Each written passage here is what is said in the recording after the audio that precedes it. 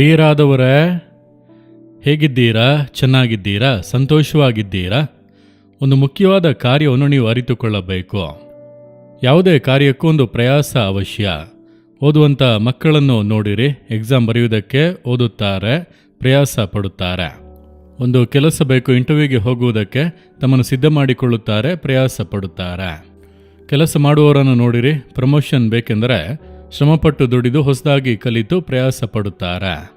Business ನಡೆಸುತ್ತಾ ಇರುವಂಥವರು ಇನ್ನೂ ಹೆಚ್ಚಾಗಿ ಬಿಸ್ನೆಸ್ ಆಶೀರ್ವದಿಸಲ್ಪಡಬೇಕು ಅಂದರೆ ಅದಕ್ಕಾಗಿ ಹಗಲು ರಾತ್ರಿ ಪ್ರಯಾಸ ಪಡುತ್ತಾರೆ. ರೈತರು ಆ ಭೂಮಿಯಿಂದ ಲಾಭವನ್ನು ಪಡೆದುಕೊಳ್ಳಬೇಕು ಅಂದರೆ ಕಠಿಣವಾಗಿ ದುಡಿದು ಪ್ರಯಾಸ ಪಡುತ್ತಾರೆ. ಪ್ರಯಾಸ ಇಲ್ಲದೇನಾದರೂ ಹೊಂದುವುದಕ್ಕೆ ಸಾಧ್ಯವೇ ಇಲ್ಲ. ಸತ್ಯವೇದದಲ್ಲಿ ಒಂದು ಕಾರ್ಯ ಹೇಳಲ್ಪಟ್ಟಿದೆ. ಫಿಲಿಪಿಯವರಿಗೆ 2:12 ನಿಮ್ಮ ರಕ್ಷಣೆಯನ್ನು ಸಾಧಿಸಿಕೊಳ್ಳಿರಿ, ಬಹು ಹೆಚ್ಚಾಗಿ ಮನೋಭೀತಿಯಿಂದ ನಡುಗುವವರಾಗಿ ನಿಮ್ಮ ರಕ್ಷಣೆಯನ್ನು ಸಾಧಿಸಿಕೊಳ್ಳಿರಿ ಎಂಬುದಾಗಿ ವಾಕ್ಯ ಹೇಳುತ್ತದೆ. ಅಂದರೆ ರಕ್ಷಣೆ ಅನ್ನುವಾಗ ಒಂದು ದಿನದ ಅನುಭವದಲ್ಲಿ ಅದು ಮುಗಿದು ಹೋಗುವುದಿಲ್ಲ. ಒಂದು ದಿನ ರಕ್ಷಣೆ ಹೊಂದಿದೆವು, ಹೊಸದಾಗಿ ಹುಟ್ಟಿದೆವು, ಯೇಸು ಪಾಪವನ್ನೆಲ್ಲ ಕ್ಷಮಿಸಿಬಿಟ್ಟನೋ ಮುಗಿಯಿತು ಎಂಬುದಾಗಿ ಅಂದುಕೊಳ್ಳಬೇಡಿ.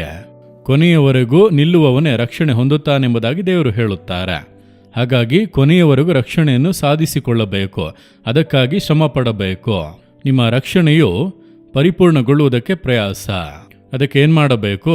ಅದಕ್ಕಾಗಿಯೇ ಸತ್ಯವೇದವನ್ನು ಧ್ಯಾನಿಸುವುದು, ಪ್ರಾರ್ಥಿಸುವುದು, ಸುವಾರ್ತೆಯನ್ನು ಸಾರುವಂಥದ್ದು, ಸಾಕ್ಷಿ ಹೇಳುವಂಥದ್ದು, ಇದನ್ನೆಲ್ಲ ಮಾಡುತ್ತಾ ನಮ್ಮ ರಕ್ಷಣೆಗೆ ಒಂದು ಸುರಕ್ಷತೆ ಉಂಟಾಗುತ್ತದೆ.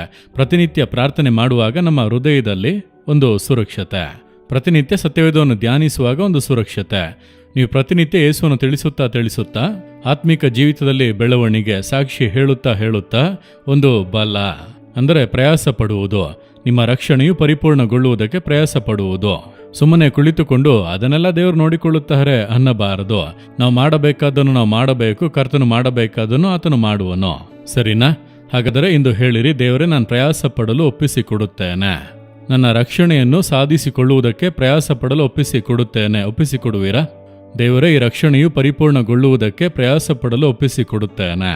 ನಾನು ಸೋಮಾರಿಯಾಗಿ ಇರುವುದಿಲ್ಲ. ಸತ್ಯವೇದವನ್ನು ಧ್ಯಾನಿಸಲು, ಪ್ರಾರ್ಥಿಸಲು, ಸುವಾರ್ತೆಯನ್ನು ಸಾರಲು, ಸಾಕ್ಷಿ ಹೇಳಲು, ಆತ್ಮಗಳನ್ನು ಆದಾಯ ಮಾಡಲು ಒಪ್ಪಿಸಿಕೊಡುತ್ತೇನೆ. ಯೇಸುವಿನ ನಾಮದಲ್ಲಿ ಆಮೇನ್, ಆಮೇನ್.